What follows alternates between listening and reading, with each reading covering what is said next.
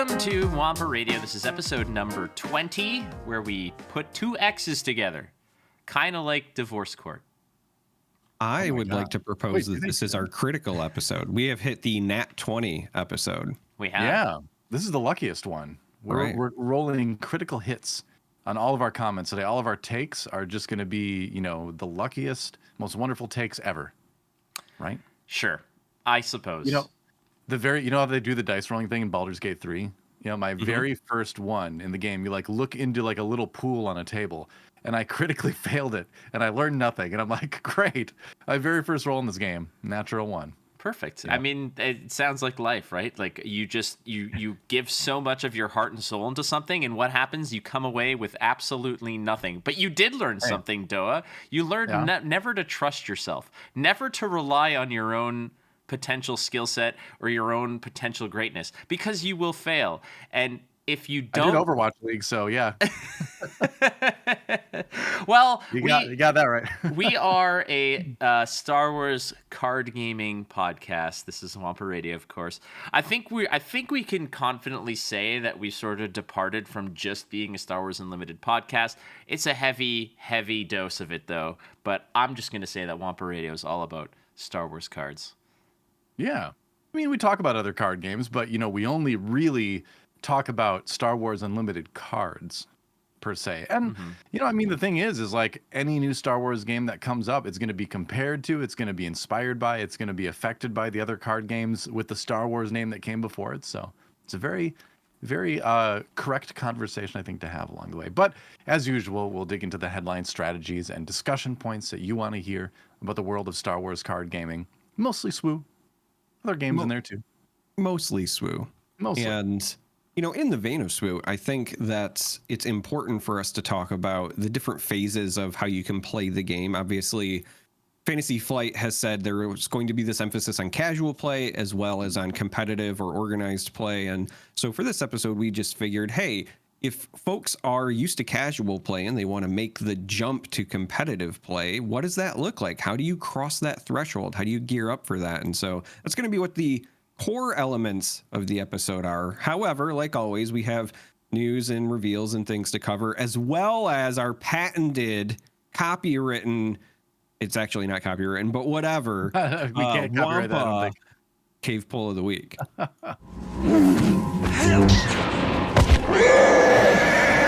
Yes, the Cave Poll of the Week. Much debated, often criticized, kind of like our careers. Yeah, but always correct in the end. Sure, yes, right? Yeah. Exactly. Entertaining at a minimum. Well, we actually, in our last video, our last podcast, we got a comment that said, I don't know if these tangents are hilarious or super annoying. Either way, great job. And why not both? They could definitely be both. If you have ever spent any extended amount of time with Charm3r, not Charm3r plus family, because at least there's a buffer zone. There are good, wholesome people. If you have spent any extended amount of time with Charm3r, that is probably how it goes. I don't know if this is hilarious or super annoying. Either way, great stuff. That is my relationship with Charm3r. Oh, that's good to know. Yeah, that sums it up pretty well, actually. I would give all of our tangents 2 thumbs up, which is notable because in the Star Wars universe, people are losing limbs all the time. That's hard to do. So 2 thumbs up in this universe means more than in our own world on planet Earth. That's 2 Skywalkers. Right there. Yeah, that's right. That's 2 Depends on the time, Skywalkers. yeah. You want to give two thumbs up? You need 2 full Skywalkers to do You need that. both Anakin and Luke, if you catch them at the right moment. That's value. That is value right there. Yeah. So it is the Wampa Cave Poll of the Week that goes up every Sunday at Wampa Radio on Twitter. This week, we're talking about transportation, my friends. I put it out there. I let it in as transportation, which again, obviously, there was a little bit of pushback, but I'll let you guess which one it was. Let's talk transportation. What vehicle do you want to see in Star Wars Unlimited? There was the speeder bike. There is the sand crawler. The tauntaun, kind of like a mount. And then the Mandalorian jetpack, which, let's be real, it's transportation, baby. That's what we're talking about here. So, DoA, who did you slide that vote in for? I mean, I don't know, that backpack transports you right to the side of Jabba's sail barge if you're not careful. So I don't trust that one too much. But we're seeing like Sabine and stuff, so you'd imagine that'll be in there somewhere. But I went with the Sandcrawler because there is nothing so full of swag than rolling around in like the most badass mobile home in the Star Wars universe, right? It's just like the RV of the future past, right? A long time ago in a galaxy far, far away, but yet technology is so far beyond what we have now. It puts any Winnebago to shame. It's stuffed with all these droid parts. You're never going to have a problem repairing it because you've got tons of parts in there to do it with. You're just hanging out with your fellow Jawas. You know, it's great. So Sandcrawler all the way. Like, I've always loved that thing. Soon as I saw it come over the hill in A New Hope, I was like, that is an awesome vehicle. Every time I see it, like, it's incredible. I'm right now, I went on my Mythbusters kick. We're over that now. Now I'm on a Pawn Stars kick, just watching all kinds of Pawn Star related videos. It's kind of like Pawn Stars. It's like they roll up with a whole bunch of garbage and they're trying to like sell it to this dude. He's like, does it speak bocce? It's like, I don't know. I know a guy. Let me get a guy in here. Hold on. He'll tell us if it's authentic or not. And then the guy comes in and he's like, hey, this R2 unit has a bad motivator. And it's like, well, best I can do is like $30 or, you know, like that's basically what it is. It's just galactic Pawn Stars. Did you know that in the lore box for the Star Wars CCG on R2D4 or whatever it was, R5D4, yeah, R5D4, I couldn't remember exactly, but supposedly the lore goes that that droid knew that R2 and 3PO were about to be separated, and he blew his own motivator so that R2 would be taken instead. Made the noble sacrifice. What a droid!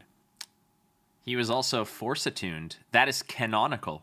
What? Yes. Yes, DoA. In the comics, I think you could back me up on this because, Charm3r, you know all about this little droid because he's the embodiment of you, a bad motivator, right? And ultimately... Oh, ouch. Oh, there's a meme. We created a meme back in our earliest days. I will put it back up on the screen for everybody to enjoy. But in comics, he was Force attuned. Like, I think he had a vision or something of if R2 was not with 3PO, it would be like disastrous. So they took that lore text and just like went one step hell farther yeah, with man. it even? Dude, wow. Decipher is the basic, like the root of so many canonical things now.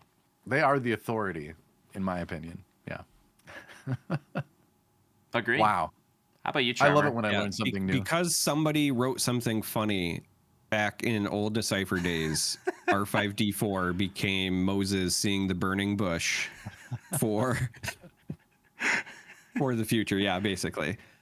This one was actually very difficult for me for a number of reasons. My vote ultimately went to Mandalorian Jetpack, but I would like to say it's not because I felt like it was the best choice. I felt required to choose it because back when Flake and I did our episode where we did some custom card stuff, I included Mandalorian Jetpack. And so I also at the time did that like as an upgrade though. And I saw one of the comments was that, you know, Jetpack probably should be an upgrade. And I don't necessarily disagree with that, but I still chose it because it was a card that I'd already said I wanted to see. So I felt like I would have been a hypocrite if I was like, hey, let's make custom cards. This is something I want to see. And then I don't vote for it. The reality is of the actual vehicle choices, I am with DoA on this. The Sandcrawler is iconic. I think Jawas are also very underrated as far as like iconic Star Wars characters in general. Like, yes, they're not at the forefront of anything, but like when you see a Jawa, everybody knows what a Jawa is, right? They are the cooler Ewoks in my opinion, but I've already given my anti-Ewok stance. I love Jawas. I love the Sandcrawler. I easily would have chosen that. But the third reason that this one was very difficult for me is because when I started thinking about like, you know, hey, if I wasn't going to put Mandalorian Jetpack on as the fourth one, right? If I was filling out this poll, what would my fourth option be? And then I had the vision that Flake, DoA was mentioning about Boba Fett running into the side of the sail barge, right? And then I even responded to the Wampa cave poll with the gif of you can see Boba Fett in the background, like haphazardly flying around. But then it dawned on me, I was like, Jabba's sail barge. That's the vehicle I want. I want Jabba's sail barge. Oh no, I want that to be a location. That's what I want. I liked your idea of Sarlacc Pit as the location, and then I want sail barge to do something cool, like as a result of being your choice of location.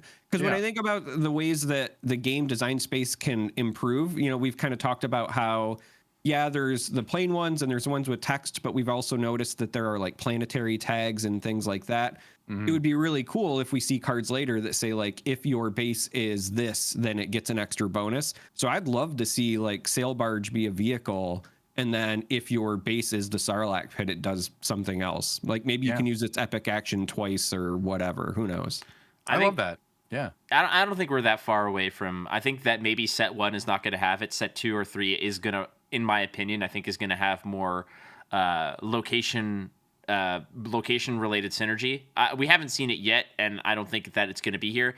I think it might be a situation of too much too soon, but that's a whole other conversation for anything else. I selected. You want to keep it simple, I selected the Tauntaun, and for that exact reason that I alluded to right before saying this, which is I think that there's going to be a situation where the Tauntaun is going to be a creature or a vehicle or something wherein you can, like, it has an action where it's like you may turn this into an upgrade if one of the two locations are Hoth, you can turn this into an upgrade rather than a creature.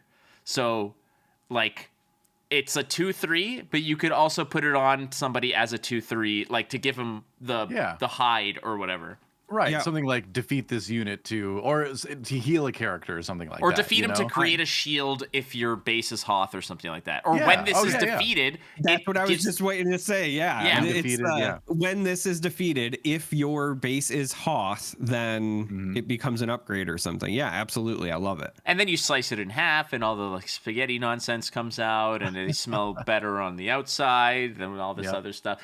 Either way, there's plenty of options here. I gotta say though, I personally think Mandalorian Jetpack should be disqualified, and because it should be an upgrade, not a vehicle. Yes. Because you don't ride inside it or on it, you strap it to you.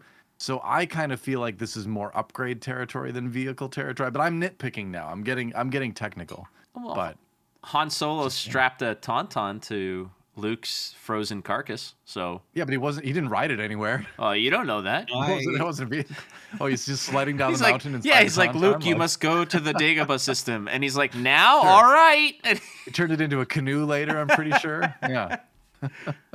I also agree that it's like feels like an upgrade thing, but I will say there's something that was mentally driving me, and I loved the idea of both Jetpack and Tauntaun being vehicles, because mentally I really want to play a hardpoint heavy blaster, like the big cannons that we know as an upgrade for vehicle units in the game. And so in my head, I just have this image of like a Tauntaun with giant lasers strapped to the sides. It's just there, and it's just like Dino Riders or something. It's like somebody mounting a 50 cal on their camel. Oh my! And then it's just like. That's all the Star Wars noises I can make. Listen, your criticism of that is valid. I also got messages. Sorry, I had to say it. No, it's fair. It's definitely fair. They're like, well, that should technically be an upgrade, and I said, this is absolutely a full-on scientific poll, and I will learn from my mistakes. But here are the results for the cave poll this week. In the lead is the disqualified, apparently, Mandalorian Jetpack at 35.4%. The Sandcrawler, the mobile garage sale, is at 27.8%. And I think you kind of sold it on me too, because this thing could do a whole bunch of cool stuff. It could be like something like it could hold like infinite amount of upgrades on it. You get a whole lot of droids in this thing. Yeah. Slap size. Or I want it to be like an 05 unit, but you spend an action and it makes like a 1/1 Jabba. Yeah, like it just keeps spitting out Jawas until you blow up the Sandcrawler. So, and then we have like a Dunes location or some sort of Tatooine location that's lower health, like 25 health or something. But then all of your Jawas get +1 attack. Oh god. So that would be. And so you get a little tax, but you get stronger Jawas. You enable the Jawa tribal deck. Like, that's what I want. I want a lot of crazy like tribal options. I want my Ewok deck. I want my Jawa deck. I want to do all that stuff. Dude, I want something along. Do you remember what the Jawas, like the special part about Jawas were from Star Wars CCG? You had to, again, the perfect flavor for these. If you wanted to deploy a Jawa, it cost you 1 force from your pile and your opponent's force pile. You had to they had to pay you to play their own damn things. So it was very fascinating. Again, you made them pay for your units, which was pretty funny in that game. Yeah, with Jawas. Yeah. Jawa tribal decks were kind of unreal. Wheeling and dealing. Yeah. It was the Shipshawana Roadshow, the traveling flea market of the Star Wars universe. Best I can do is 1 Jawa. Best I can do. Third place was the speeder bike at 21.5%, which would probably have could be an upgrade, but it's probably going to be a vehicle, but could be gotta be a vehicle. Well, well, you see like troopers on them and stuff and then finally in last place was my selection, the Tauntaun, because, I guess you got to do a Tauntaun. I agree with you there. You got to have a Tauntaun vehicle at some point. I think it'd be pretty it's rad. Too iconic. They are gonna have. I'm just gonna go out and say it. I don't know for sure. Obviously, I don't know this actually is gonna happen or not. But my suspicion is by set 3 we're gonna have location specific synergies, and Tauntaun is gonna be some sort of Hoth related coolness. I would hope so. So thematically, just kind of thinking out loud here, because I was laughing at the idea of putting those giant heavy blasters on a Tauntaun. I suspect that when we do get those, it won't have the vehicle tag. It'll probably be a creature and say like mount, because there are a number of things in the Star Wars universe that are still like rideable, but aren't necessarily vehicles, right? Dewbacks, Banthas. Like there's a bunch of stuff I think that is in that category. Yeah, I mean, we laugh, but yes. I know. Witches of Dathomir were doing it way before Boba Fett did it to destroy the town he said he was protecting. I know. I edited last week's episode. I had plenty of fun finding those videos. Oh man. So I think mount could end up being a descriptor at some point. I think so too. I think it's something along the lines of like the Tauntaun can exist independently with its thing, but if it has the keyword mount, you could add it as an upgrade to one thing. And I think that, or like you could say like mount and you like cannot attach vehicle upgrades to this unit or something, right? So it's like, you just have something like that. So there you go. That's the cave poll this week. Every Sunday at Wampa Radio, you guys can go ahead and participate in the cave poll. We appreciate you that you do. All right, headlines. Not a whole lot this week headline related, unless you guys have pulled something out from the weeds. But ultimately, the most important thing is I got a message from my LGS. I got a DM saying, hey, we are putting up some pre-orders, and then that was essentially the truth for a lot of other places. Pre-orders for this game have begun. If your LGS does not have it, now's the time to ruffle their feathers and get them going. But from what I've seen locally here, again, my LGS is Harry Tarantula here in Toronto. Their pre-orders are very MSRP friendly. This doesn't seem like there's any kind of Lorcana craziness. There's no immediate buyout, none of that stuff. So I think that bodes well for the gaming community and those who are being like, well, it's not sold out, the game's dying. Things don't always sell out as an indicator. And this wasn't like a big widely announced pre-order either. So and it's so early on too. I think there needs to be more hype built around the game as well. But yeah, I mean, come on, it's Star Wars. Well, good game. It's gonna be big. It's also just pre-orders. Like this isn't where you know about your allocations or whatever yet. Anyway, like technically, all my Lorcana pre-orders were approved. Now ask me how many I got. Oh no. You know what I mean? Like we're at that stage. We're not even to allocation. And I'm not saying that to be doom and gloom and say I think it's going to sell out. That's not what I'm trying to get at. I'm just saying that I think it is way too early to put any sort of credence behind any of it, right? Just find out if your store is planning on carrying it and then go from there. Makes sense. There you go. I mean, that's it for headlines. Anything else? Nothing wrong with that. All right, We know when the game's coming out. There's what do they have left to do for aspect previews? Have they announced the next one yet? Cunning, I think, is November? the next one, is it not? I mean, it would have to be Cunning, wouldn't it? I mean, for I guess live stream stuff, it's got to be Cunning. We should still be in for the trickle out of more aggression previews, because they normally do the thing on Twitter where they say, like, which one do you want to see first, and everybody picks base, and then we go from there. We haven't seen that for aggression yet, so I think that's next up before we get the Cunning live stream announcement. Beauty. Well, and they also might be stretching it out because of holidays coming up, right? Yeah, that's true. I mean, yeah. I mean, when holidays roll around, like that, like week or 2 week period, I'm okay with no information, because I just want people to enjoy their time off as well. But at the same time, that's when everyone has the free time and wants to digest this kind of stuff. But there it is, friends. We do have card spoilers, though. We can get to some card spoilers, which are great. I will lead us off with a command card. It is a ground unit, 3-cost, single aspect command, Homestead Militia. It is a 3/4 unit, fringe trooper. While you control 6 or more resources, this unit gains Sentinel. It's a common. I think that this is a pretty average card. The stat line for the cost is probably what you get for any type of vanilla. But what I'm first pulling out of this, also, I should mention this is revealed by Holocron Card Hub, so thank you very much for that spoiler. This, again, is just another card that leads into ramp. You just want to get to 6 first, get as many resources on the board as possible, get the benefits of it. My initial suspicion, based on what I've seen, if you want to be ramping up, you don't want your 3/4 to become a Sentinel. You want to put out something fatter, something bigger, something nastier. I don't think that this is going to see play in Constructed, but I do see this having this is like your pick 8 or 9 out of a pack, I think. Yeah. I want to steal Charmer's line and say this looks good for Limited.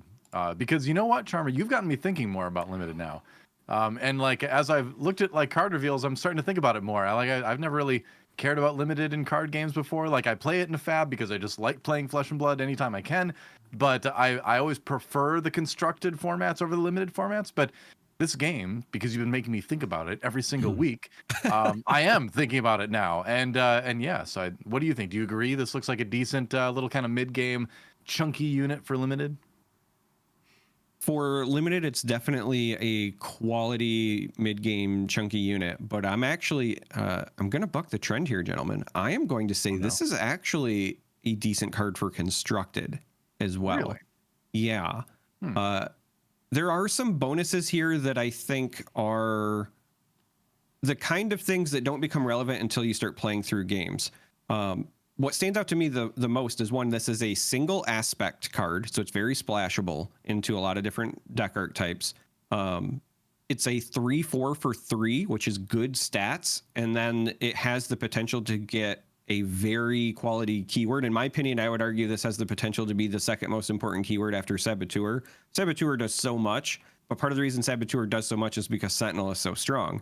And while this doesn't have it right away, if you are playing a command deck, you are going into that with the expectation that you are, as Flake said, right? You might want to ramp and then you want to play your fatty, but at some point you also still need to stabilize the board. You need to throw stuff in the way. But the other reason that this is, I think, better than it looks is that a lot of times when you play ramp decks or slower decks, you include some early game cards that lose value if you draw them later. Ramp cards are a great example. If you're late in the game and you top deck a ramp card, it doesn't help you nearly as much as if you drew it in the first couple of turns. This is a card that has value early. If you have nothing else to do on 3, you can play it. It's still a 3/4. You can contest some board space. And if you draw it later, it's even better. And that's actually not something that usually happens with these kind of early game cards for ramp. So I think that this has a lot more value than it looks. Because again, if you're going really late and you get in a situation where you've got 8 or 9 resources, being able to play this and another 3-drop and then maybe like a 2-drop or something is going to be really strong. If you're trying to fight for control of the board, playing like this in a 5-drop could be very relevant. It gives you a lot of flexibility and a lot of, in my opinion, like cost to value ratio for a single aspect common. Yeah. I mean, depending on how you build things, like if you're going blue-green, you could have a 6 resource turn that was that, and then entrenched and resilient on it. And then you suddenly have, what would it be, a 6/10 with a Sentinel. Can't attack bases, but that's okay because it's going to chew through your opponent's units, protect you a lot. The 3 attack, I was going through and looking at the health with the leaders that have been revealed so far, and 3 attack like doesn't quite take off half of the health of the leaders that have been revealed so far. Most of them have 7 health. So I would have, when I think about this unit and the later game scenario, I'd like it to at least have the power to take off half of a leader, right? Because it seems like if you do play it later, it's going to be running into those, or that's what's going to be running into it. So I in that sense, I feel like it's a little bit less useful than another card that, we don't know what it would be, but I would presume there'd be something else I'd rather be playing at that point in the game. But I do agree that it can just be like a speed bump to throw out in front of your opponent at a crucial time in the late game too. Yeah. So, it's funny you mentioned that half mark, because you are right. There was something else that I was noticing. You are right. It's not quite half of a leader, and there are a number of things with 7 health or even 6 when it is half. It still doesn't necessarily feel the greatest. However, playing a lot of Flesh and Blood has kind of taught me the importance of certain break points, right? And when I'm looking at constructed, there's a couple of break points that I've been trying to keep in mind. One is 5 or less because of takedown. Now that we know that card is a thing that exists, anytime I can get a high value unit that has more than 5 health to 5 or less, that sets up a takedown. The other one is 4 or less because of the direct damage aggression card, right? So we know that there are these kind of removal thresholds. And so far, the 3 damage on this gets us below any of the relevant thresholds. Unless we're talking about a card like Vanquish where there's no threshold at all, that's a different story. But for the most part, all of these conditional ones, 3 damage is enough to kind of get you over the hump to turn those on. So that's, again, I don't expect the card to be incredible. It is a common for a reason, but I do think that it has quite a bit more value than I think it looks on the surface, because it's a card that's very cost effective in a single attribute that gets better as the game goes, which is not something that's usually the case for your early game drops. Well, I will say this. I think this might look like what we would call like a first set in a card game constructed card, right? Where it's like maybe in set number 1, this will be one of the more higher value cards of this nature, but you'd have to imagine as soon as a couple expansions come out, it's going to get overshadowed by something else, that has similar stat line and just a frankly better ability or slightly better stats or something, right? So yeah, it might be a set 1 constructed card, but I don't think it's going to survive much longer after that. But I think it is going to be useful and limited either way. And when you're playing a game, it always feels good to play something that has higher stats than what you paid for it too. So 3 for 3/4 is always going to feel decent to play, I think, in a lot of cases. So it has that. Yeah. It's creep fodder. It'll be the first casualty of power creep potentially. The best part about this card, frankly, Charmer, is that episode that we did without DoA. We mentioned on that particular episode that it is our mission to prove to you, DoA, that limited is the S. It is absolutely the S. And I'm thinking about it. Yeah, well, that's the mission, man. We got time. Doesn't come out until the beginning of March. We have like 4 months to sort of indoctrinate. More than that, we got like 5 months almost to get you sort of geared up for this. Strap me down Clockwork Orange style and put like draft VODs in front of me or something. We don't know how soon we'll get to be able to do pre-release stuff though either, so we need to get them on board before then. Yeah, you have to, because pre-release is going to be limited. It's not draft, but it's still sealed, which is limited. All right, next card. Who wants to get the next one? I'll do it. I like aggressive things. It's an aggression card. It's Cantina Braggart. It costs 1. It's Underworld, 0 damage, 3 defense. Raid 2, so that means it gets +2 while attacking. So this, honestly, I feel like this almost kind of fills it's in a similar vein to the card we just looked at, where it could be pretty decent and limited. It might even sneak its way into some aggressive constructed decks, early on in the game's life, but another card that's probably going to get overshadowed over time. It is a common, obviously, so you're not expecting a ton from it. But it is interesting. Obviously, the biggest drawback is that you play it and then your opponent just kills it and doesn't take any damage in return because it has, 0 attack unless you're the one attacking. So it's got a major drawback. But there are probably going to be other ways to sort of mess with this. There was, let's see, where was it? There was a card I was looking at, and I want to make sure I get it right. So the Grand Inquisitor leader. That's what I'm kind of looking at with this, where it's like, maybe if you want to be aggressive, you play this, then you use the Grand Inquisitor's ability to do 2 damage to it, and then ready it, and then you just get to attack with a 2/1, and it can function, sort of as like a direct damage spell in a way. So, because the Grand Inquisitor's ability doesn't cost anything, so it might be useful in that situation. But I think, like I said, it kind of falls into the category of card that the last one we looked at did. I also earmark this for potential future design space. The 0 attack is very unique on this so far. So if we ever see mechanics in the future where, maybe aggression allows you to draw extra cards, but you take damage equal to the card's power, right? Like trading the immediacy of the draw for damage to yourself because you just want it or whatever, then this would be one of those like lower risk cards to include. I don't think this one is as good as the previous card. That being said, I have a question for the two of you, because I saw this, and I was thinking to myself, which of these 2 characters do you think is the Cantina Braggart? So if you're listening to the audio version of this, the art on this card has 2 people arm wrestling, and it's just Cantina Braggart. It's not Braggarts. It's not plural. It's whatever. So, canonically, which of these 2 is the Braggart, I wonder? Do you think it's the Cyclops or the woman? I think it's the one on the right, frankly. I don't think it's the Cyclops. I think that she's the one who's the loudmouth here, and he's just he was just there having a pot. I think so, too. If you guys are fans of Deep Space Nine, you all know Morn, the barfly at Quark's bar, who has exactly 0 lines across like 7 seasons or however many seasons of DS9, who's just there to enjoy but he's like everybody. He's like Norm from Cheers, but Star Trek version. I feel like this is the same thing. She comes in and she's talking all kinds of crap, right? And then finally somebody says, Morn, just put her out of her misery. And then Morn just one time. Remember from Ace Ventura when he's trying to figure out who's got the ring with the missing pearl on it, and then he goes to the biker bar to go find the dude, and he just arm wrestles the dude, but just throws him across that is how I visualize this going down.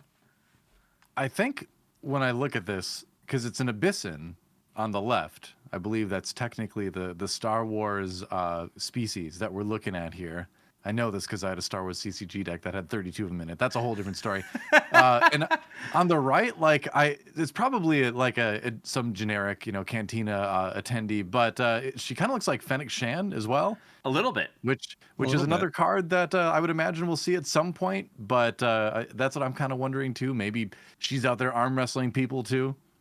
Which, shouldn't she be out doing contracts, assassinating people? I don't know. Because I agree with Flake. I think it is the woman, the character on the right, because to me, mentally, it makes more sense for a smaller person to come in and start bragging and have the big tough guy. Well, I'll take that bet, right? But it doesn't, in my opinion, have a lot of weight if the big grumpy looking Abyssin is the one who's throwing out all of these challenges and whatever. I mean, it very well could be, but it's funny to me that there's very clearly 2 people here, and they don't specify which it is. So I want to keep an eye out to see if we see these characters represented in future art, and maybe we can piece it together a bit. This dude is built like a weeble, though. Like, if you notice, he's so bottom heavy. Oh, the deep cuts. I do want to mention, though, about the card itself. I think that barring any, I want to see what the other 1-drops are for like single aspect 1-drops are for aggression. I can definitely see this being in constructed aggro decks for the sole purpose of it's not going to be easy to kill this in one action. You play it, you can attack face for 2, and it might take 2 early actions to get rid of it, in which case you might be able to swing base twice with it. That's kind of my thought process here with this card. Is like, again, you alluded to also, DoA, is until this gets something that's better, this might be the de facto, purely from the fact that it's a little stickier to the board because of the 3 body. But I get what you're saying, because it doesn't trade back. But the thing about that is that traditionally aggression decks don't want to trade minions. They just want to go face and let your opponent do the work to clear them out anyways. So we'll see how this kind of operates. Well, I will say this. I take back my Grand Inquisitor comment earlier, and I will play this card in my limited IG-88 deck, because IG-88 is a common leader. He is also Underworld, and he has the action, just exhaust him, attack with a unit. If you control more units than defending player, the attacker gets +1 for this attack. So you could pay 1 for Cantina Braggart. Your opponent takes an action. Then you use IG-88, and Cantina Braggart, presuming you have more units out than your opponent, swings in for 3. So that's a nice little combo. You don't have to do damage to yourself in that one. So yeah, that looks like I would put those 2 together in limited. If I was playing aggression limited, I'd take a look at that. And he rides IG-88 like Grogu, and then just keeps saying... See, I made that same mistake. Grogu doesn't ride IG-88. Yeah, it's the same model of droid. Oh. But it's IG-11. It's IG-11, yeah. It is. No. They're both, whoever the Braggart is, they're way too big to be piloting an IG unit around like a mech. All right. Well, Charmer, you get to do the next one. Oh, I'm actually really excited about this card, to be honest. The next one is a main character, one we've actually talked about pretty recently. It is Lando Calrissian, or Calrissian. I've heard it pronounced a lot of different ways. Calrissian is how they say it in the movies. Yeah. Calrissian stands out to me because he's got that Riz, as the kids say. That's what they say in the movies. It's Calrissian. Like here, we can settle this Calrissian very easily. Who is the main character from Andor? What's his name? Cassian Andor? Yeah, and Cassian. And how do you spell Cassian? Yeah, but you don't, just because it's spelled the same way doesn't mean you pronounce it the same way. Are you new to the English language or something? Yeah, you would think that. Yeah. I only mention it because I had a friend who was like what Flake is saying right now. He was very adamant that it was Calrissian. And you're right, in the films it's Calrissian, and then now because of new age slang it fits even further that it's Calrissian because he's got that Riz. But anyway, Lando is the card. The subtitle, if you will, is Responsible Businessman, which I just absolutely I don't know, man. I don't know. Look at his face. He's as responsible as any American capitalist. I'll put it that way. He's got a cape. He's looking out for his unit. He costs 6. He is heroism and cunning as the cunning you would expect. The heroism, you could go either way, obviously, with Lando's history. The art is interesting. He does have a Smucker's grin. He has a 6/5 for stats. The keywords for this particular version of Lando are fringe and official, and that's it. So, no standard good tags or bad tags, right? There's no rebel here, things like that. It's just fringe official. Now, the game text on this 6/5 for 6 is Saboteur, which is pretty strong. And then when played, return up to 2 friendly resources to their owner's hands. Now, this is very interesting, and I like this card because when I first read it, I was like, okay, well, I didn't read the up to. I was like, okay, well, it's a 6/5 for 6 that has Saboteur. That's pretty strong. So, of course, they might bake in a drawback. And then I realized, oh, wait, you don't have to return anything. It's still just a 6/5 for 6. But then I started thinking through the play patterns. This is the first card where if you resource something early, because you're like, I won't need it. And then late game, you're like, oh, I really need that. This is the first card where you get to dig back into your resources. Yes, Yep. baby. So Lando brings so much like depth to deck building. I love that he's in cunning, right? That's obviously fitting for this, but also I love that he is that businessman where he's literally dipping into his resources to make things happen.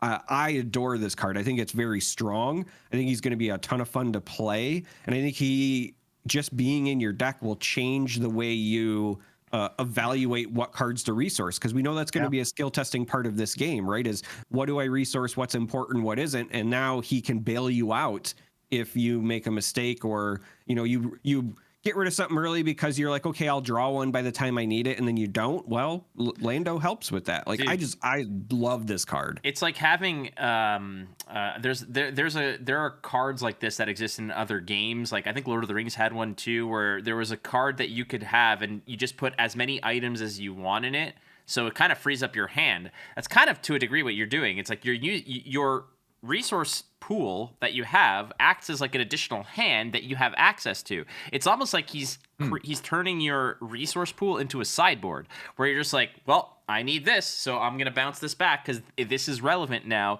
and it's important. The other question I have that you guys might be able to clarify is, when do you put resources on the table? Is it like, do you have to do it first, or are there options to do it mid? It's in the regroup phase. It's so technically at the end of your turn. Like you do it at start of game procedure, but in terms of normal round action, it's at the end of your turn. You draw two and then you resource something then.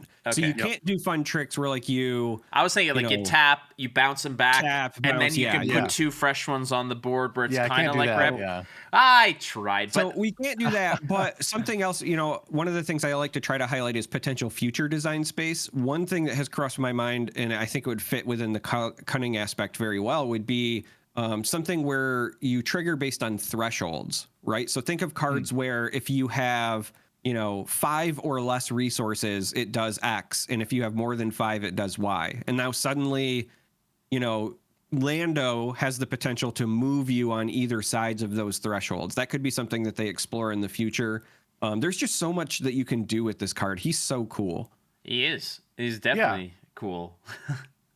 You look at something like, Han Solo, the leader card, right? Where his epic action, you deploy him if you have 6 or more resources. So you could have a turn where you use your 6 resources to play. First of all, you flip Han because you've got 6 resources. You don't have to spend anything to flip your leader. Then you use those 6 resources to play Lando, bring up to 2 cards back to your hand, get ready for that next turn because now your leader is flipped, he's on the field, so you don't necessarily need to be at that threshold. And so you don't necessarily need 6 resources next turn. So it does just offer like a lot of neat flexibility. I mean, talk about a swing turn, right? Imagine getting leader Han Solo on the board and then also Lando on the board in the same turn. That's a lot of power. I'm also thinking this from the perspective of I've just been so knee deep in playing Magic now, and how many times when you're late game where you're like, I just don't want resources right now, I need cards. But if your land is potentially cards that you could play, sometimes drawing this late, like as a top deck, this is card advantage as well. It's like, oh, okay, so I play this and I can get 2 cards back to hand and have 3 floating resources potentially, and then I could like have an additional action, and then plus the additional cards I just drew from my land that is no longer doing anything. This is a card that, I mean, Magic does this already. They turn their lands into creatures. There's that has been around for a lot now, and those lands are very important because, again, they realize it's like, yeah, when you're on top deck and you top deck a land, we want to be able to give you something. So that's kind of how I feel here. I really genuinely believe that this Lando is going to be a very significant piece to cunning decks, to come at like any heroicism deck, heroic decks. Lando's going to be a big time player. Keep in mind too, just to go back to the Han Solo thing, that his on attack once the leader unit is flipped is put the top card of your deck into play as a resource and ready it. you do have to defeat a resource at the start of your next action phase, but this does let you have potentially access to one more card when you play Lando, and you can grab one of your resources as a card. So I like the synergy between those two cards, and I agree. I think this Lando is going to be pretty standard in any cunning list, right? I mean, unless it's like a super low to the ground, aggression cunning list that doesn't want to play something like a 6-drop. I've got a feeling you're going to be seeing 2, maybe 3 of these in every deck that has cunning in the first set. Yeah, it's a great card. Also, this was revealed by Unplayable, which is not true about this card. Yeah, it looks very playable to me. Yeah. Last one is actually a legendary card. And again, spoiler to you, DoA, but I think that it was spoiled already. I've seen this episode. Oh, you have? This is a season 2 episode. Yeah, okay. Yeah. So here we go. The card itself is called Change of Heart. It is an event. It is a cunning event. 6 cost. Gambit is the subtext or the subtitle. Take control of a non-leader unit at the start of the regroup phase. Its owner takes control of it. This is your standard procedure theft style cards. They exist in droves in Magic. Every standard rotation of Magic will have a red card that does this.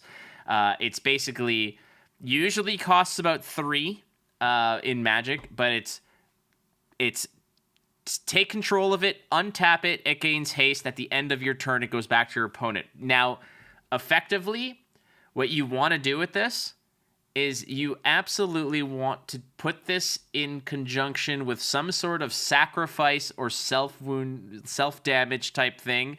Oh, you're saying no. What are you saying? No. I mean, if you want to finish, you can, but I love this card because this card very much highlights all the cool things about Star Wars Unlimited's game mechanics. All right, hit it. This card puts an emphasis on the importance of initiative because, as you rightfully pointed out, this, unlike the red Magic counterparts, does not say like it readies itself, right? This doesn't give it haste or whatever. So if you're taking control of a unit, you ideally want to take control of a unit your opponent has not used yet. Mm-hmm. And so when you play this, if you have initiative, you've guaranteed your opponent hasn't used it yet. Now, the reason you want to do that and the reason that this costs so much more than the Magic counterparts is because, again, not unique to Star Wars Unlimited, but a feature of their game mechanics, units can directly attack other units. So if you have an opponent who has 2 ground units and you have initiative, you can take one and then just ram it into their other units, destroying them both. It's a 2-for-1. Yeah. Now, you also get any benefits. What you were kind of alluding to is like sacrifice engines. Now, if the unit you steal has a when defeated, that helps. Or if you have something that triggers, that helps. I just want to clarify something quickly here. Because, again, the limitation of the path that I was going down was within the framework of Magic rule set, wherein you're not attacking creatures, you're attacking face, and they decide whether they want to throw a body in front of it. This is very much like Hearthstone, where a priest is all about this kind of nonsense. Yeah. There's like some madness cards or whatever where you steal a unit and you can smash it into something else. That is precisely why this card is legendary. You're definitely correct about that. It's also any non-leader unit, so you can take control of space units too. So even though we see, Zeb and I can't remember the other character's name on it. Callus. Callus, that's what it is. Yeah. And we haven't seen either of them as cards yet. Callus is there. We have. Yeah. Oh, did we see Callus already? Yeah. I'm so bad at keeping track of this stuff. All right, He's a command unit. But we haven't seen Zeb yet, right? So there may be Zeb out there. But anyway, it can be a space unit too. You can just take control of Home 1. You can take control of a Star Destroyer. You can do a lot of really unique stuff with this too, if you think about it in the space arena as well. But I like the idea of just taking it and running into another unit. It costs 6, so you're probably not going to be able to pay for a lot of, if there's anything else that makes you sacrifice it. But the when defeated stuff comes in handy. I mean, I'm kind of echoing what you both said, but you both covered it pretty well. So there's one other bit as well, which is also why this card is so perfect in Cunning, because it also gives you, like most Cunning things do so far that have been revealed, alternate paths to your opponent. So worst case scenario, you might just take their only Sentinel unit to push a bunch of damage face. Yeah, that's we talked about that scenario where, maybe we play the 3/4 and then we put the big upgrade on it, and now there's this, massive wall, and it's like, okay, well, I'm just going to take it and then ran all of my units down your base's throat because it's not there. It's the same as giving all of your stuff Saboteur, really. And not only that, but then they have to go through their own unit to get to you, right? On that turn. On that particular turn. No, you're spot on. Now, again, I just want to go back to my initial thought, which was if there are self-sacrificing types of things, like if there's a card that comes out like defeat a unit you control, draw 4 cards, that's kind of like a combo piece to this.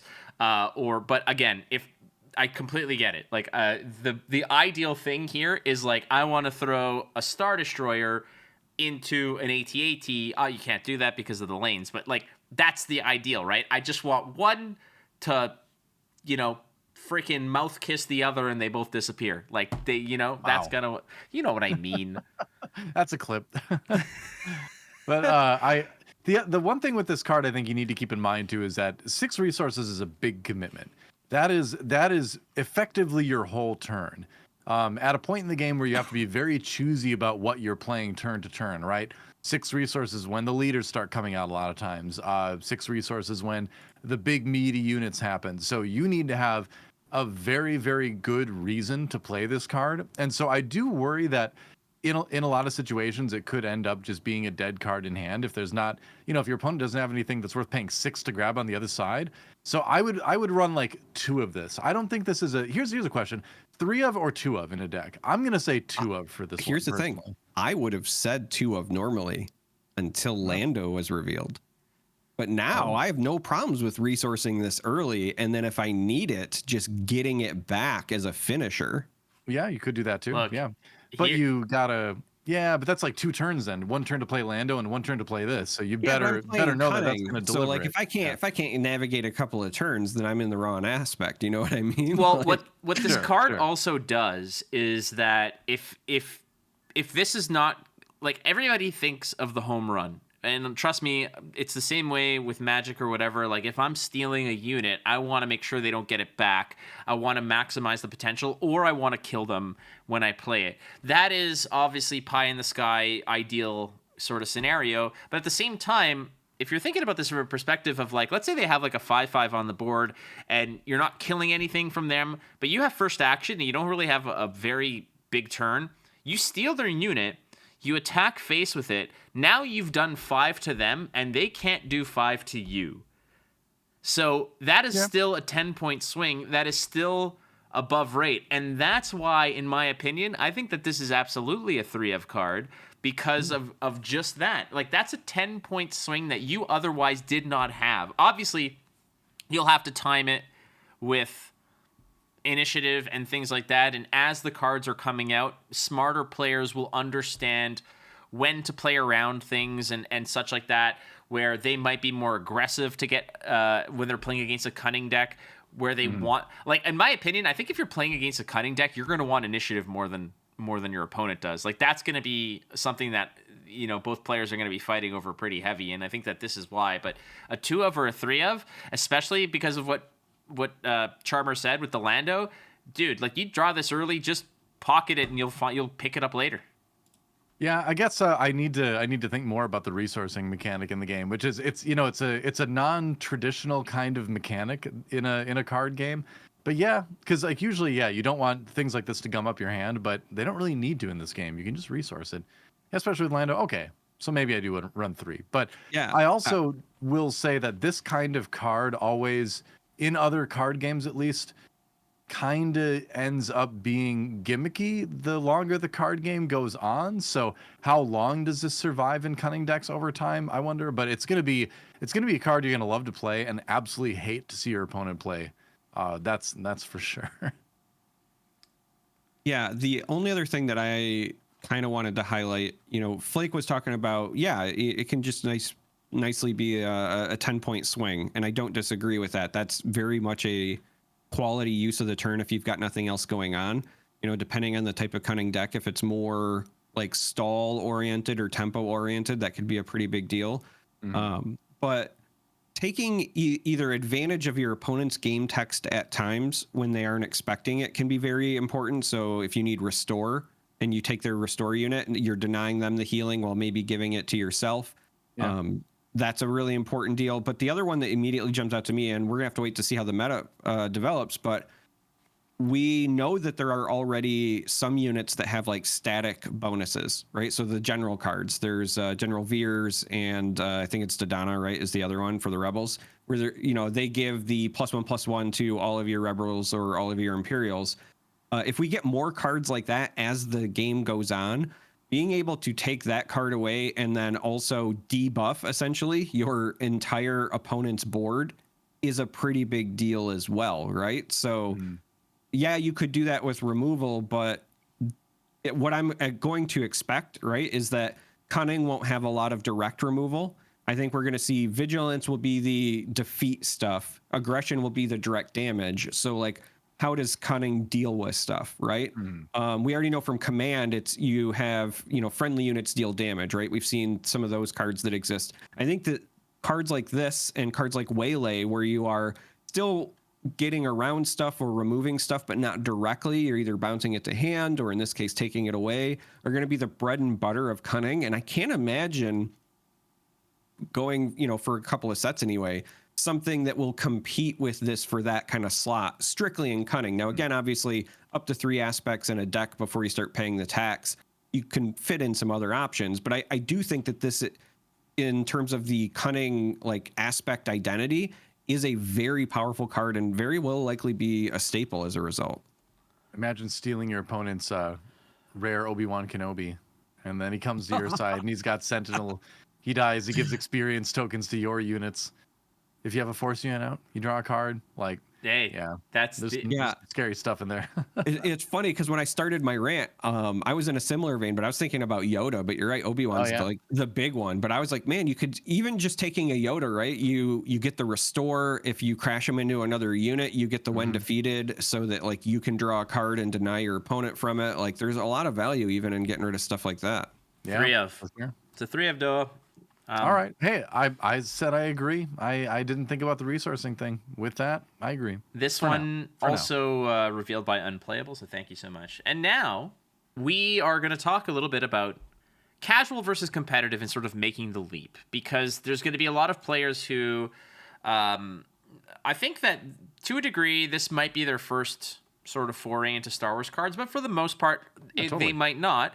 But at the same time, a lot of players who may have experience with card gaming or Star Wars cards may not be ready for, but want to be included in what FFG's planning for their organized play, which is a bigger, robust, competitive scene that is going to reward the elite, that is going to be, this huge gauntlet of qualifiers and big tournaments and satellite tournaments into national championships, into world championships. That's just the way things go now for major card games. They need to have these kinds of structures, and it's an enticing thing. There's a lot of money. There's a lot of prestige. There's a lot of cool promos involved, as beyond the fact that they're just cool events to go to. So it's a lot of fun too. You're playing the game at the absolute highest level. You are engaging with this game to the utmost. So, even if you don't win, it's still the greatest way to engage with the game, in my opinion. But I tend to agree with you there, and so that's why we all like competitive. we are. We're definitely we're all itching for it. I mean, we talk about it all the time. We're always discussing new cards that come out for other games and how to break them, how to improve on what we love. But let's talk a little bit about casual to competitive. For the casual player who wants to get geared up for this new OP, in 2024 that's going to happen, what are some of the tips or challenges involved to be aware of when you're making that transition? Does anyone want to sort of fire the first volley here? Yes. Go ahead. Because I think it's step one, and I would argue personally that this is the single most important bit when you are considering making the jump from casual to competitive. So listen in. I'm gonna give you some real quality advice. Just do it. And I know that sounds really easy and straightforward, but there can be a lot of anxiety that builds up when I cover other card games, when Flake covers other card games. So I'm sure we've all seen it. Whether it's called ladder anxiety, if you've played a digital card game and you start to do well, and then you're like, well, I don't want to risk my position. Or people who, they're playing Hearthstone and they say, well, I've never hit legend because every time I hit rank 1, I just get so nervous. You will likely encounter the exact same thing if you are playing physical card games, and it might even be exacerbated because it's in person. It's one thing to play people on a digital screen and from the comfort of your own home and then say, hey, I want to do that competitively. It's another thing when maybe your competitive event is, going to a store you've never been to, traveling to another city. Those all add to those anxieties. You're meeting people that are not your local. If you have the same 8 people at your LGS that play, for example, and now you go to a bigger tournament where there's 20 or 30 people, it can be, a bit nerve-wracking interacting with people. So if you've never done any of those things, it's normal, it's natural, but you also just got to do it. The sooner you rip the Band-Aid off, the more comfortable you're going to be. And you have to understand that you can go to your first competitive event and bomb. You could just not win a game. And you probably will, by the way. Yeah, and you probably will bomb at your first competitive event. Yeah, that's part of the process. But I would say if it's your first one, no matter what happens, don't drop. Just go through the motions, play. You're there to enjoy the game anyway, but you're also there just to see what the experience is like. Get comfortable with calling a judge if you need to. Get comfortable with speaking to your opponents, going through the motions in, a higher rules enforcement environment. All of those things are like critical to adapting to that kind of mindset and that mentality.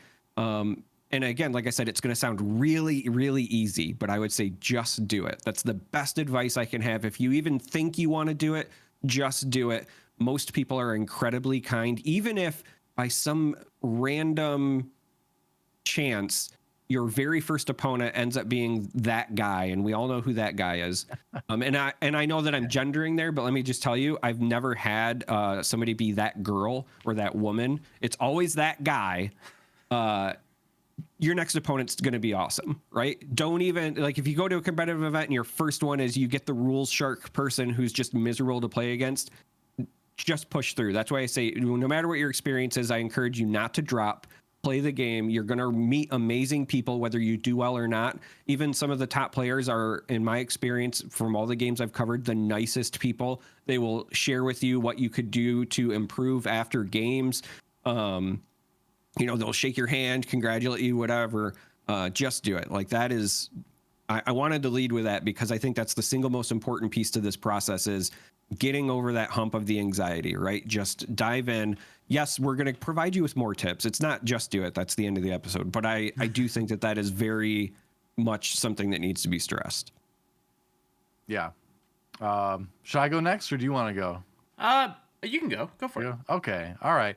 I'm debating between two things, but I'll do the one that because I do both things, but I'll do the one that helps me get into a game competitively more, which is just find a deck that looks fun and master it. And like, don't try to chase the top meta decks. Find a deck that you enjoy playing and looks fun and master it, right?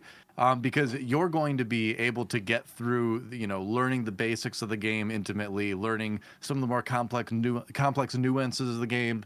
Well, you're going to be able to get through those steps if you're playing a deck that you enjoy playing. It's so important. Like in Flesh and Blood, I play a hero called Katsu. He has not been a tier 1 hero for a very, very long time, but I just enjoy playing him. And I've become very, very good at that hero to the point where I can do well at some of these bigger tournaments. I'm probably not going to win anything, but still, I've learned so much about the game by playing that one deck, or that one hero in this case, and mastering it, right? And so while you master this one deck, you might think, but what about all these other decks? How am I going to learn all this other parts of the competitive process? Well, when you're only really thinking about playing one deck, that frees up the mental space then to think more about what your opponents are playing each turn and why they're playing it. So by you only playing one deck, I've always felt, for me at least, it's put me in a better position to learn those other decks because I get very good at anticipating what each one is going to play on a given turn, because I've gotten so, used to my one deck, right? If you keep swapping decks, you're going to be, confusing yourself. You're going to be overloading yourself with information. Pick a deck you like to play. Stick with that deck until you've mastered it. You'll be learning all the other decks at the same time, and you'll be having the most fun. And frankly, like, if you're not having fun in this process, then, why are you doing it? This is a game at the end of the day too. So yeah, that's my big thing, is find a deck you like to play.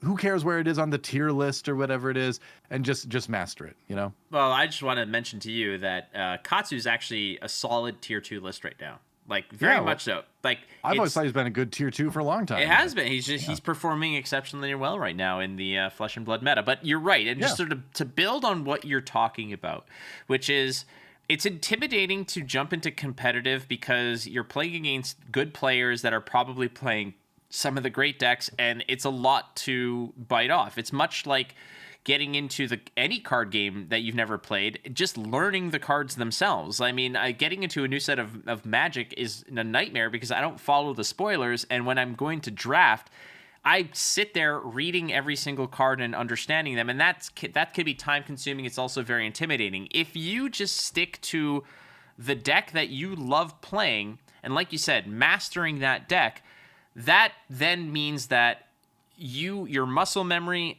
knowing the limitations, the reach, and what your deck can do, once you've got that down, the next step is then you start learning what other decks want to do. You don't need to be a master of those decks, but just understanding what they're doing, what their threats are, means that you could then make better decisions on your side, which then will result in a better win rate and a better experience overall. You'll be more competitive because you know your deck inside out already, but you already are starting to say, well, I know what that does. I've encountered this. I know what their threats are. I know what their game plan is.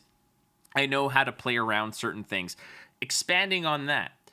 Beyond that, the third tier to that is then understanding the meta in general. What is popular? What is strong? How does that go? And then you kind of expand outward from there, but making sure that you have everything on lock in your own yard, your deck inside out, master that deck is the first thing possible. And like DoA says, it doesn't have to be a tier 1 deck. It certainly helps, don't get me wrong, because one of the things I wrote on the note is play better decks. If you're going into competitive and you're doing a gimmick, like and I'm guilty of this all the time. I just want to see the janky stuff pop off just once because it's spectacular. But if your objective is to win and qualify for stuff, playing better decks is certainly going to help you there. But certainly be aware of where your deck stands in the meta. Sure, don't have that awareness at least. But anything, it doesn't need to, like, a tier 2 deck, meaning like not necessarily the best, but just below it. That is capable of making this happen, and we all know players in Flesh and Blood like Josh Lau, who's been on Dorinthia since like the beginning. Dorinthia, I don't think has really ever been like the number 1 deck in the game. It's always been a solid tier 2 or 3, but he's won tournaments purely off the fact that nobody knows that deck better than he does, and you could be that person in your smaller region. And you could see that. So, yeah, I like that. I like that idea for sure. Yeah. I want to touch on the cards thing, too. Learning cards. Like, never be afraid to ask your opponent if you can read their card. Like, if you don't know what a card does, and they're like, I'm just playing this, never be afraid to be like, oh, can I read that? I've never in my 20-plus years of playing card games competitively ever had someone be like, no, you can't. Like, they'll, of course, always be like, yeah, sure, and they'll slide it across the table for you. And take the time to read it. Don't feel like you need to be rushed or anything like that. Never feel afraid to tell your opponent, oh, I haven't seen this before, or I'm just learning. I've never had somebody be negative to me for asking if I could read their card. Never once. So don't be afraid to read your opponent's cards too. But the other, go ahead. Look like you want to say something. Oh, I was merely about to say, just to sort of add on to that, is that if you do want to read your opponent card, I appreciate it if I'm asked. And I always ask. I always say, I'm like, may I read this? And if they say yes, you just pick it up and read it. I have a lot of people who like to just go, like, reach over and start shuffling through my stuff, and I'm like, I hate that. I'm like, dude, don't do that. I just saw you elbow deep in a bag of Doritos, dude. Like, let's just like, you could look with your eyes, but yeah, sometimes people just go and just pick up my discard pile and start like, I'm like, ugh. Yeah, I feel like I'm talking to my kids at the store. Like my number one phrase whenever we go to the store is, we look with our eyes, not with our hands. Yep, there you go. I always point. I never even reach. I'm always like, can I read that? Yeah. And I point, and I have them slide it across the table to me. That's how I've always done it. But we should do a whole thing on etiquette, man. We should have an etiquette episode. That's a good one for later. Hell yeah. I agree. If not an episode, I think a segment. Yeah. I was going to say a segment, or as we get closer to the release, it might even behoove us to do just like a couple of informational, short things that we can either do as I like that.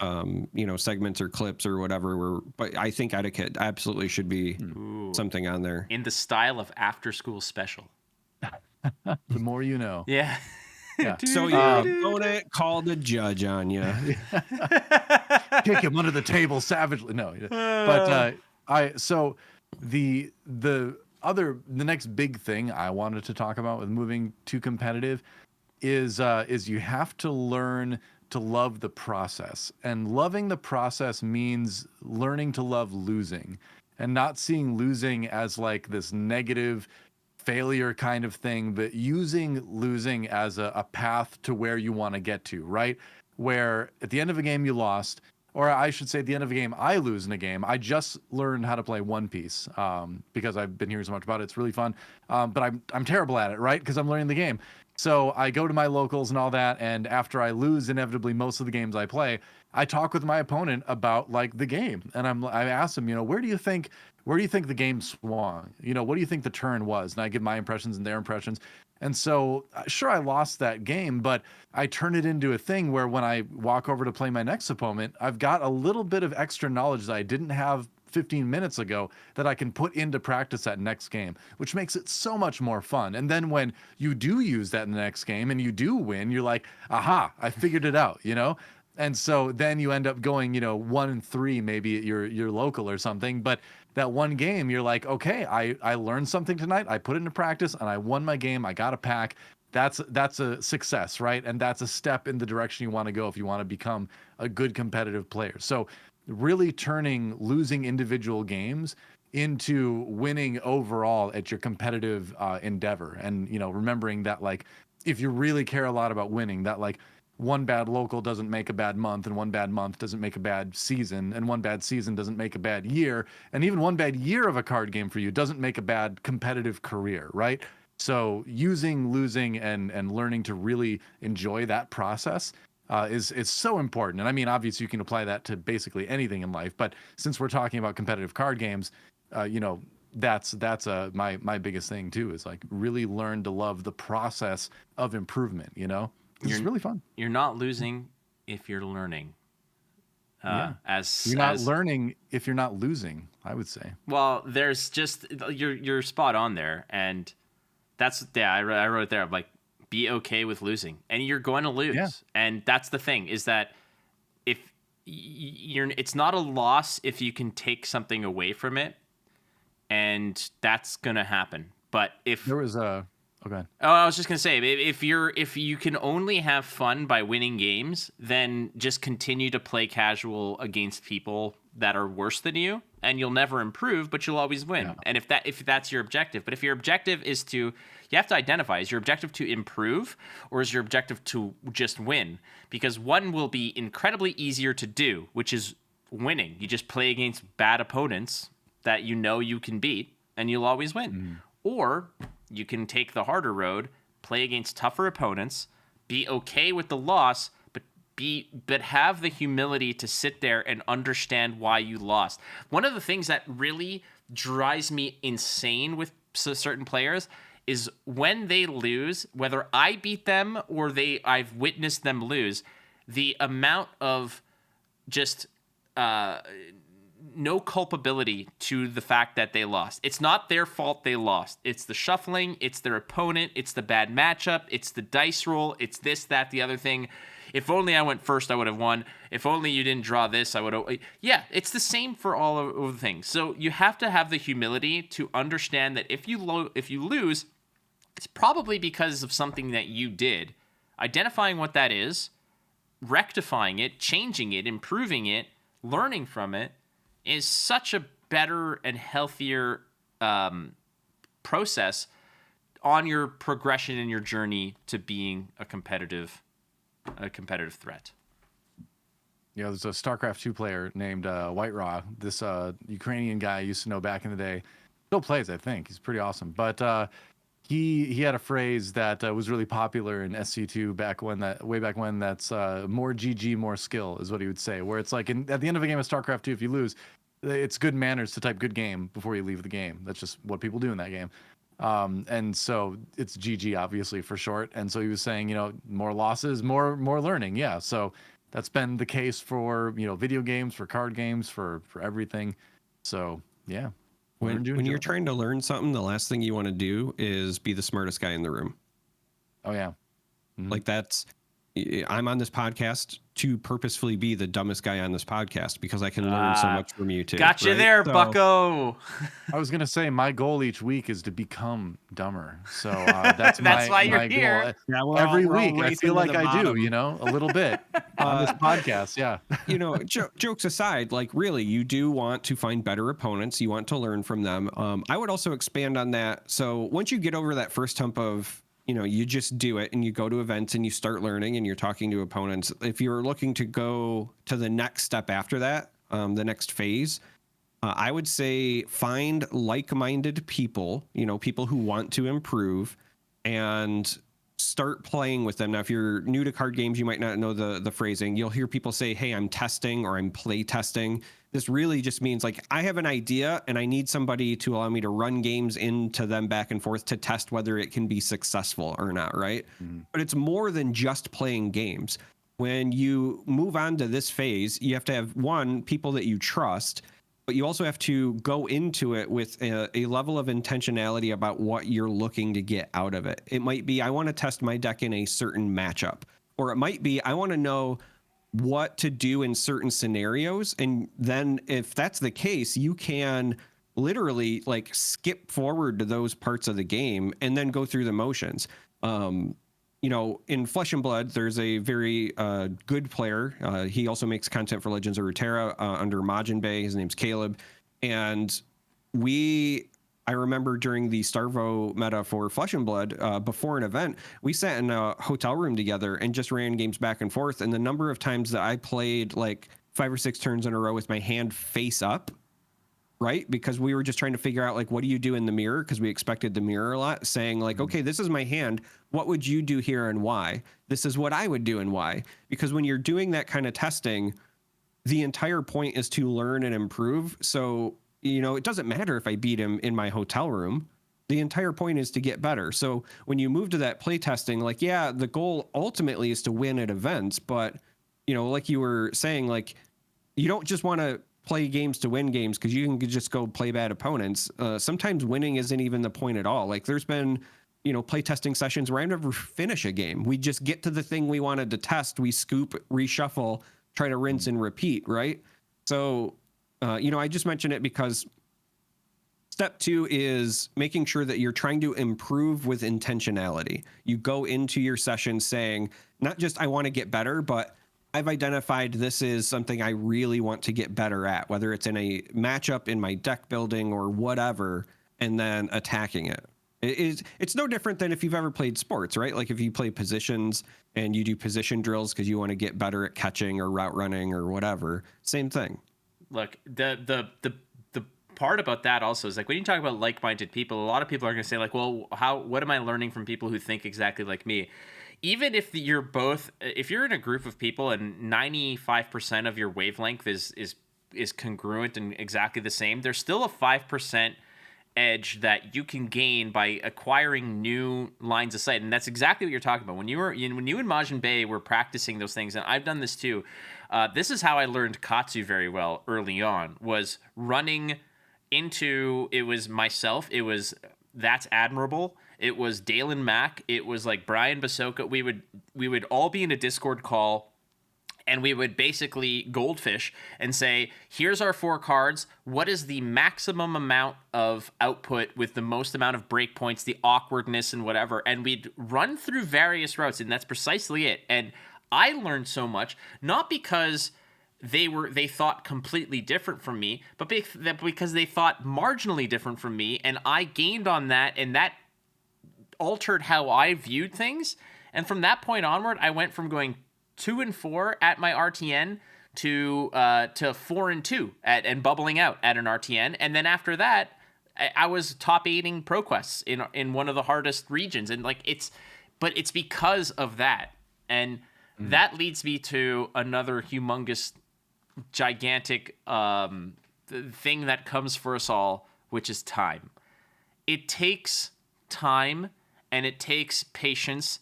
And I understand that not everyone is going to have an abundance of either. But what you have to understand is you need to realize what you're there for. If you want to do it, you have to be prepared. It's like anything else. It's like learning how to play guitar. It's like learning or building a something outside or whatever. It's going to take time. It's going to take, effort to do so. You can't just net deck and go to a tournament and succeed. Everybody already does that. And it's the same players that ascend to the top because they're putting in the time. But what you need to understand is it's not this magic threshold of, well, once I get my 100 hours in, I level up and now I'm better. If you put in 10 hours, you are 10 hours better than what you were beforehand. And that might equate to, hey, I now know this matchup better.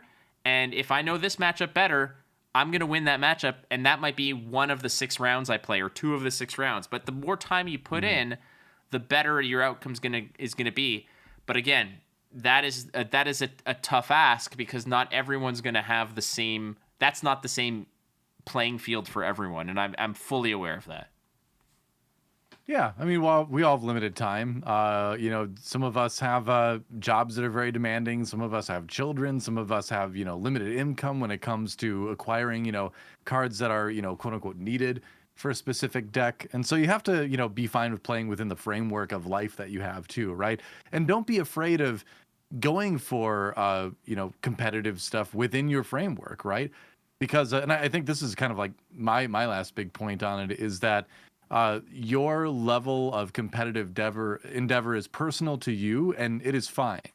If you want to be competitive in that you get good enough to beat all your friends, that's an achievable level. That can be your target. If you want to be good enough to do well at your locals each week at your local game store, that can be a competitive level target to get to. If you want to win the world championships, that can also be one. So whatever level you pick is perfectly fine. And it's important, I think, to say that whatever competitive degree you choose to engage with the game in, if that's what you like, that's perfectly fine. Don't let anyone tell you that because you're fine with dominating your locals and you don't want to get any farther than that you're, wasting your time, your potential or whatever, be fine with the level that you want to hit, right? I like how you mentioned when you're going down the list, people have busy schedules. Okay, well, I get it. That's DoA. People have kids. Okay, I get it. That's Charm3r. People have limited income, and I'm like, I know which one I am.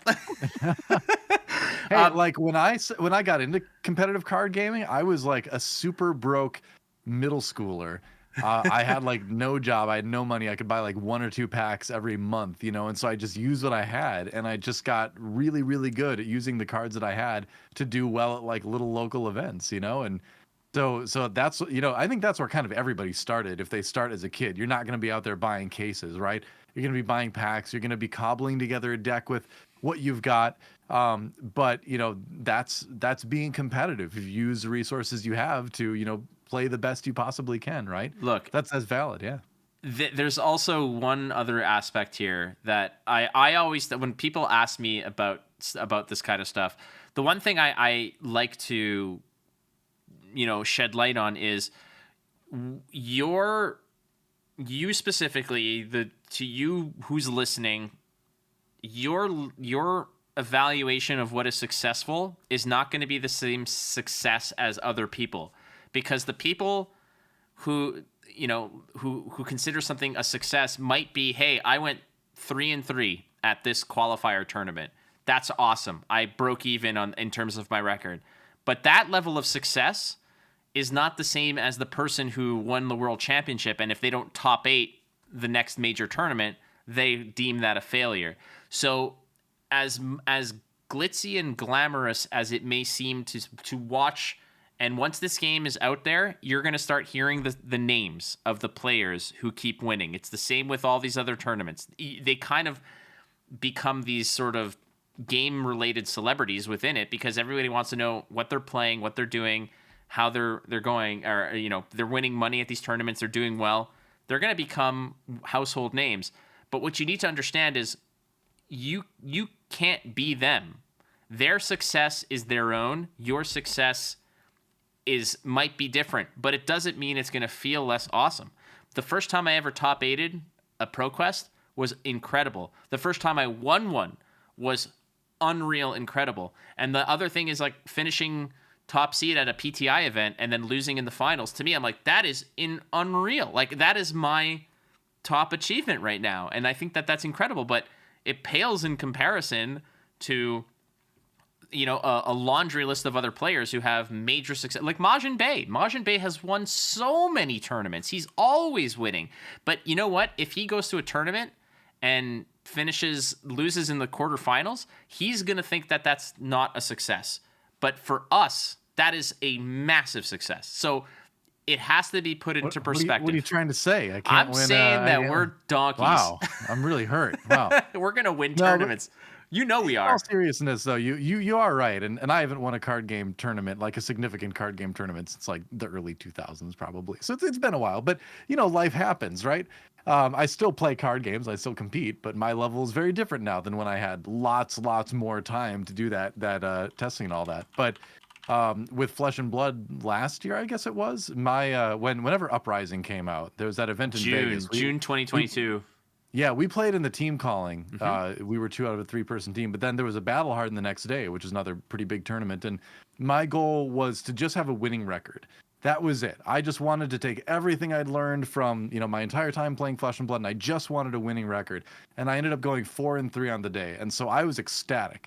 I didn't, make a top cut or anything like that, but I was like, I felt like I won the tournament because I was like, I did it. I played against so many really good players and I managed to get a winning record. So like that, for me, that was like exactly what I went there to achieve. So I was pretty hyped that weekend.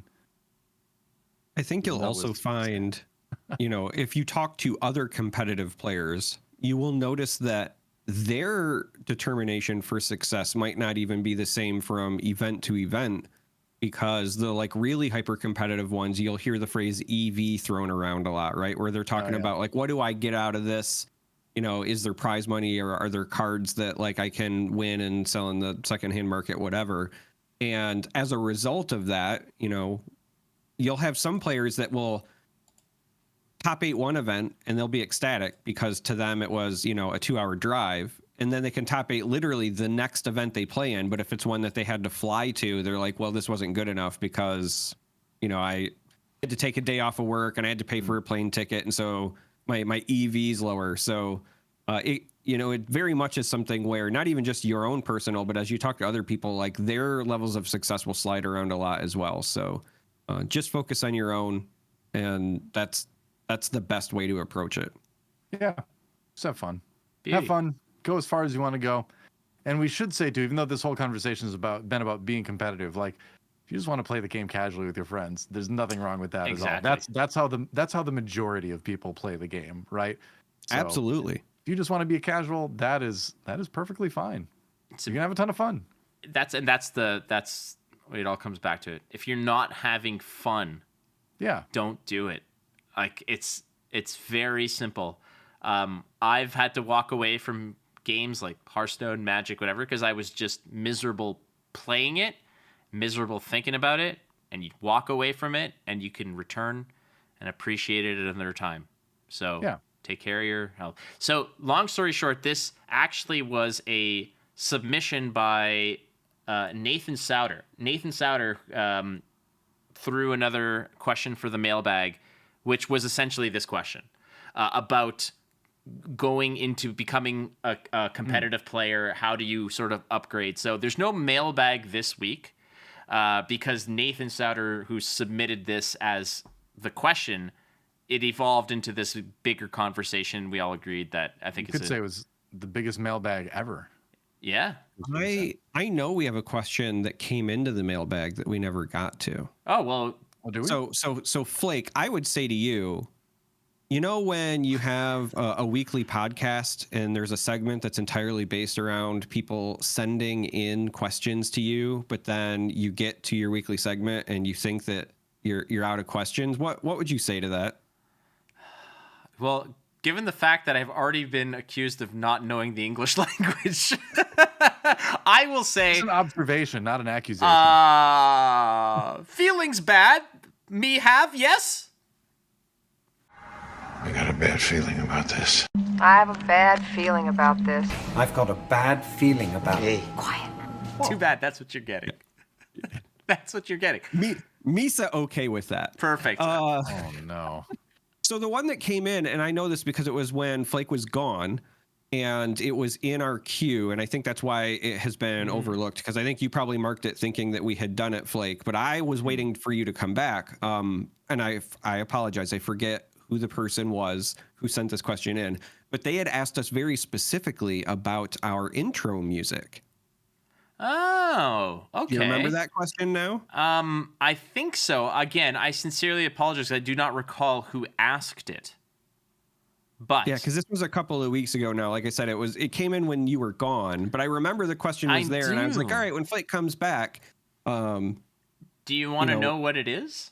Yeah, they wanted to know what it is. They're a very big fan of our intro music. So I figured, hey, know what it is. Let's revisit it. Hell yeah. I don't know what it is. I want to know because every time Flake leaves and I have to edit, the way I get our intro music is I go record our own episodes back. Just ask me. How many times, by the way, when I let you know that I'm not there, I say, you have like 48 hours. Do you need anything? And you're like, yeah, I got it.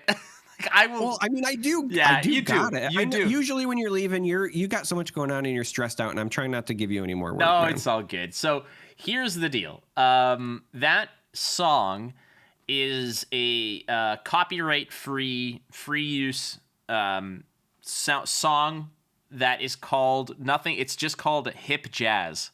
That's all it is. It's literally just called a hip jazz. I go to hip jazz. Wow. And what's fun about this is that I get this stuff from like these free source, like copyright free use type of things. And there's some really epic ones. Every podcast that I have ever done has used music from that place.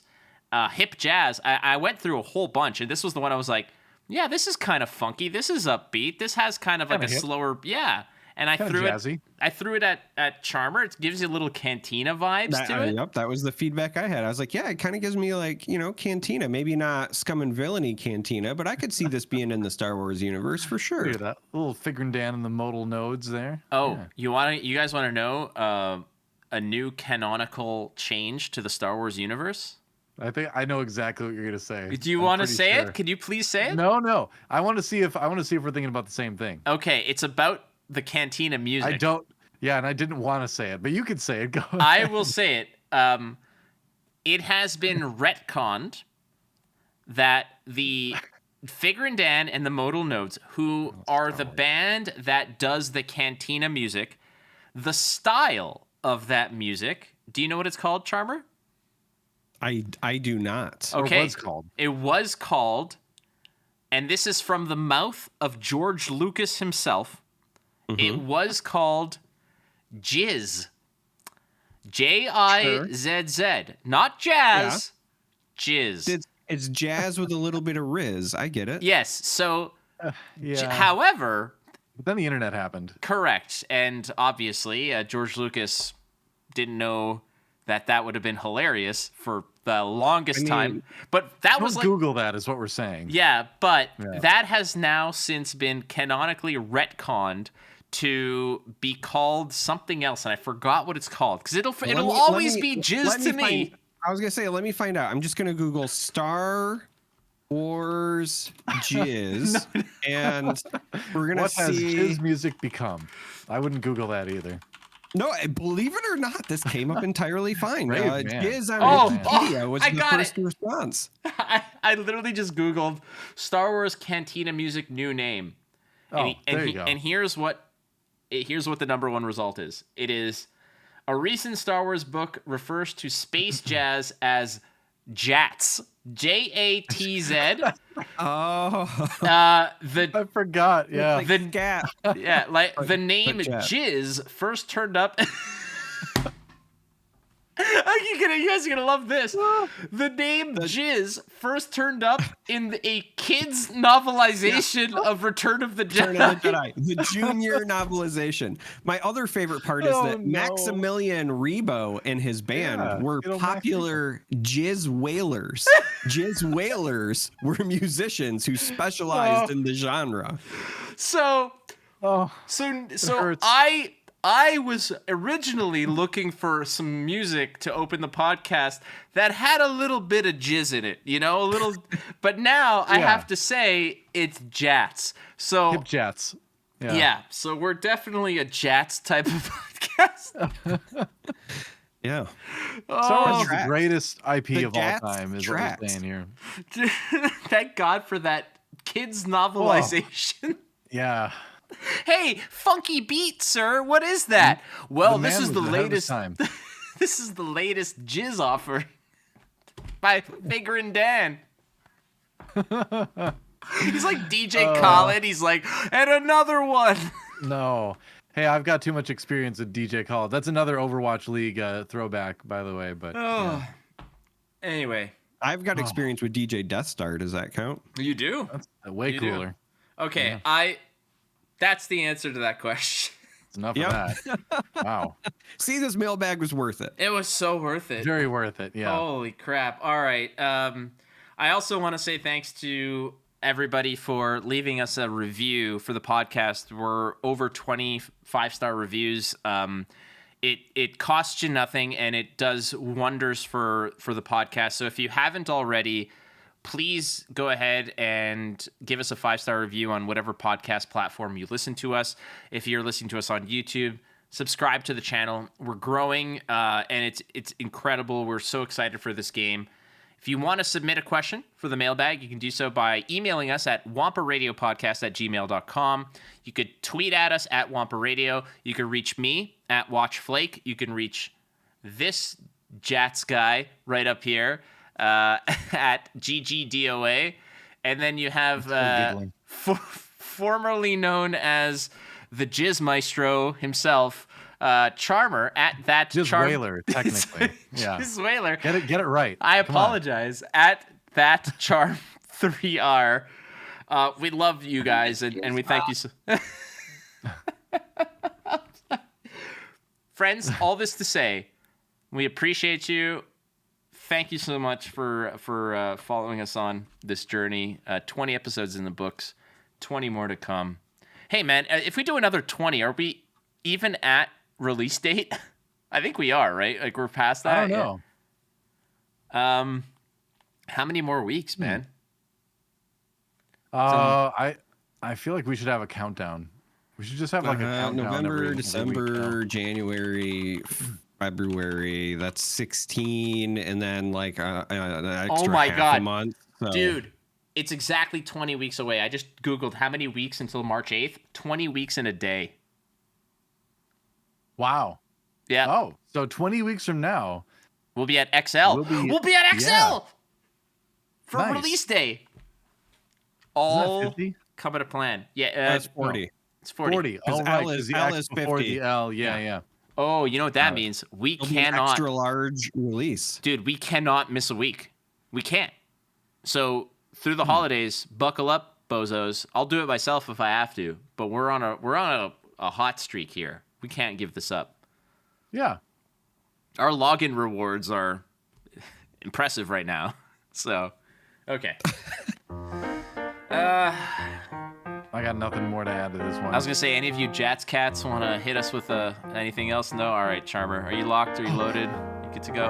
Perfect. Hit us with it. We'll see you next time on Wampa Radio. May the force be with you.